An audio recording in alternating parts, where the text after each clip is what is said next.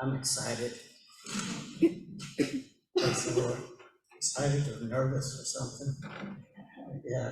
Just thinking about camp. We come to camp to get renewed, revived, reinvigorated, and reminded. And I know at camp, it's always a time for me to be reminded what we're all about. So if you could turn to Psalm 37, my talk's title is Heart's Desire. And thinking about the Lord, and how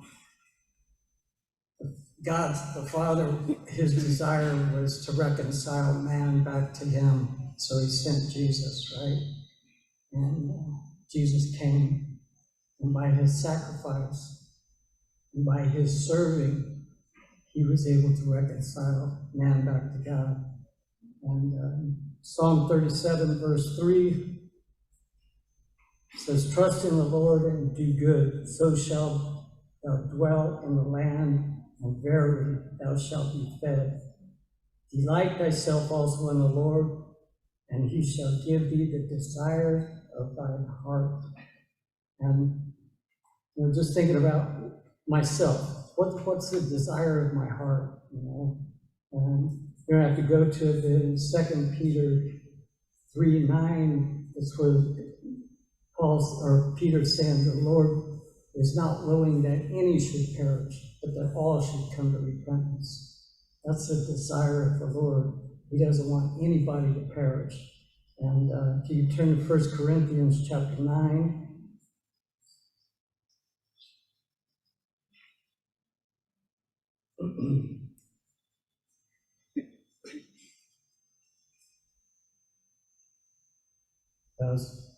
Amber's testimony is amazing. All our testimonies are amazing, but I remember when that happened with her daughter, and everybody was really just fervently praying, and the Lord just stepped in and sorted it all out miraculously, as always. Okay, 1 Corinthians chapter 9, starting verse 16, the Apostle Paul speaking, he says, for though I preach the gospel, I have nothing to glory of, for necessity is laid upon me. Yea, woe is unto me if I preach not the gospel. For if I do this thing willingly, I have a reward. But if against my will, a dispensation of the gospel is committed or entrusted unto me, what is my reward then? Verily, that when I preach the gospel, I may make the gospel of Christ without charge, that I abuse not the power or authority in the gospel. For though I be free from all men, yet have I made myself a servant unto all, that I might gain the more. And just like Jesus made himself a servant, right? To save souls, to do the Father's will. So Paul, he's on the right track. And verse 20, and to the Jews I became as a Jew, that I might gain the Jews. To them that are under the law, as under the law, that I might gain them that are under the law. To them that are without the law, as without the law, being not without the law to God, but under the law to Christ, that I might gain them that are without the law. Now he's not saying I compromised and I joined in doing what these people did. It means, he mentions in another place, to condescend to men of a lower state, right? To be humble and to know that, we're lifted up into heavenly places, but we have to always remember the lost sheep and condescend to that lower place to reach down to help somebody. Verse 22, to the weak became I as weak, that I might gain the weak, and made all things to all men, that I might by all means save some. Paul's saying, anything that I can do, anything that I can say, I'm going to do if it's going to help save somebody's soul. And don't have to go there, but 2 Corinthians 5:18 tells us that we have received the ministry of reconciliation. Right? That's our job. to show people how they can be reconciled to God, they can be born again, baptized and spirit-filled. And, servant to all, it's no longer I that liveth, but Christ that lives in me, right?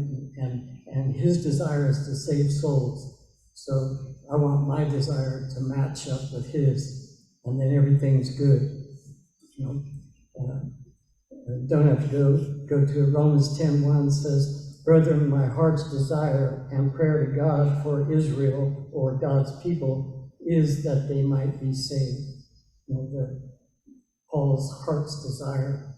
And I was thinking about, I think about it a lot, what we're to focus on as Revival Fellowship. And it's very easy. We're reminded every time we say the title, Revival Fellowship. And I was thinking revival focus. If the whole body is focused on revival, then we have great fellowship. Right? We have great fellowship, strong fellowship, one mind, one accord, one purpose to build God's church. And then everything is great. Everything goes smooth. We still have our things that come up, but we're able to deal with them. We don't focus on the negative if we're focused on revival. Just recently, we had a prayer and fast in Fresno, and the theme was revival within and revival without. And so we fasted Friday, Saturday morning we had an outreach, and it was a great prayer and fast, great talks, great times of prayer. And on Sunday, we had 5 new people at the meeting, right? The focus, revival. Now, none of those 5 people came from the outreach, right? But, in 1 Corinthians 3:6, it says, I have planted, Apollos watered, but God gave the increase. So we do the work, and we don't have to get discouraged if nobody we spoke to individually comes to a meeting. The Lord's going to give the increase. We just do the work. And praise the Lord. It was just so clear that it's like the Lord giving us a pat on the back and saying, you're on the right track. Your focus is right. Had the internet or the North American Youngies Zoom meeting recently. And Sister Sally in Fresno gave a testimony. She took little Emmy to the park by her house. And there was a husband and wife that had a little boy there. She said it was just welling up in her. She needed to witness to these people, but she's very apprehensive about that. Just rocking up to somebody and start to talk about the Lord. But she overcame that, and she ended up witnessing to him. She was giving this testimony on Saturday night, and she was just really, really full of joy about it. And the next morning at the meeting, Sally comes in, and Pastor Ward told her they're here. The family came to the meeting, and then it was joy on top of joy. And recently, Pat and Mary Billingsley in Fresno, a pipe broke in their house, and it flooded their house. And I think the first estimate they got was like $44,000 to fix it. So, Mary's kind of beside herself, no water in the house, and how's this going to turn out? But she pushed through, and at the house meeting on Friday, she gave a testimony. She mentioned it, but she said, there's 5 plumbers there. I witnessed all 5 of them. The next Sunday meeting, one of the plumbers she witnessed to and his wife were at the meeting. And so, she was already rejoicing because she had witnessed to all these people. But then the Lord just put icing on the cake, and they came, a couple came to the meeting. So it's always about, what's the desire of my heart? If I'm desiring things of this world or personal things, whatever, and I'm not desiring, I want to wake up every morning and think, who can I talk to today?